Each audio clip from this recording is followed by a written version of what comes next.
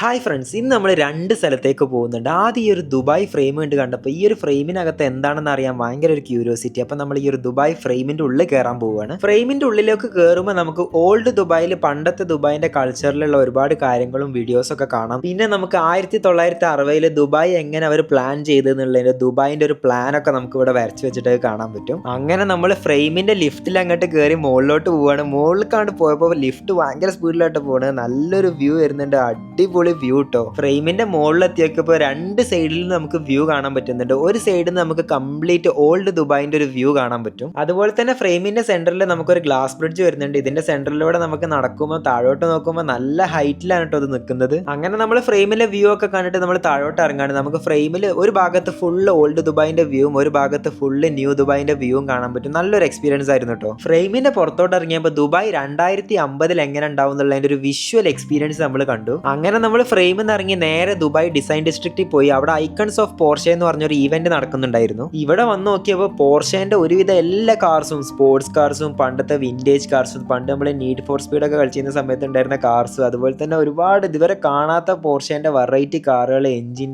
ടർബോയാർഡ് എല്ലാം കണ്ടു നമ്മൾ. ഇത് കഴിഞ്ഞ് നമ്മൾ ഇതാ ക്രീക്കിലേക്ക് ബോട്ടിൽ പോവാണ് വിത്ത് എ ബ്യൂട്ടിഫുൾ വ്യൂ. നല്ല ഭംഗി കിട്ടും ഈ ഒരു സ്ഥലം കാണാൻ. ഇവിടുന്ന് ബുർജ് ഖലീഫയും ബിൽഡിങ്സ് ഒക്കെ കാണാൻ പറ്റുന്നുണ്ട്. അപ്പോൾ ബാക്കി നമുക്ക് അടുത്ത വീഡിയോ കാണാം. ഈ ഒരു വീഡിയോ ഇഷ്ടപ്പെട്ടാൽ ഫോളോ ചെയ്യണേ.